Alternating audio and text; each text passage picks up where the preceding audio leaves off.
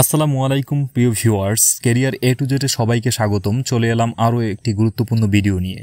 তো ভিউয়ার্স, ভিডিওর শুরুতে একটি রিকোয়েস্ট, আমাদের ভিডিওটি যদি ভালো লাগে অবশ্যই একটি লাইক এবং পরবর্তী সকল আপডেট সবার প্রথমে পেতে চাইলে চ্যানেলটি সাবস্ক্রাইব করে সাথেই থাকবেন। চলে যাচ্ছি বিস্তারিত আলোচনায়।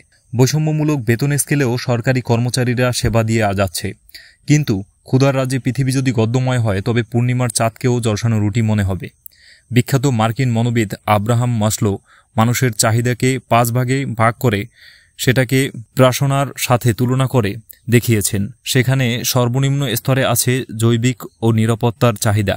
এই দুই চাহিদা মেটাতে মানুষ হিমশিম খেলে সে অন্যকে সেবা দেওয়ার কতটুকু মনোযোগ দিতে পারবে তা আরেক বিখ্যাত মনোবিশরদ ডগলাস ম্যাকগ্রেগর প্রশ্ন করে গিয়েছেন।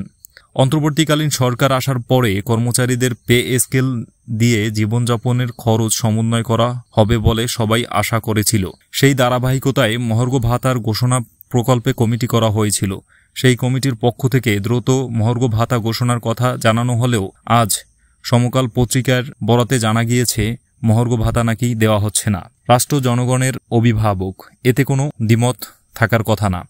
এটাও চরম সত্য যে রাষ্ট্র যদি জনগণের অভিভাবক হয়ে থাকে তবে রাষ্ট্র সরকারি কর্মচারীদের ডাবল অভিভাবক, কারণ তারা সরকারের হয়ে কাজ করে এবং একই সাথে তারা এই রাষ্ট্রেরই জনগণ। বাকি জনগণের জন্য মূল্যস্ফীতি আসলে তা সরকারি কর্মচারীদের জন্য আসে। তাই মূল্যস্ফীতি বাধা হিসেবে দেখে মহার্ঘ ভাতাকে ফাইল চাপা দিলে সেটা সামষ্টিকভাবে কল্যাণ বয়ে নিয়ে আসতে পারবে বলে মনে হয় না। তাই সরকারের উচিত দ্রুত মহার্ঘ ভাতার বিষয়ে পদক্ষেপ গ্রহণ করা। অন্যথায় সরকারি চাকরিজীবীরা বড় কোনো সিদ্ধান্তে উপনীত হতে পারে।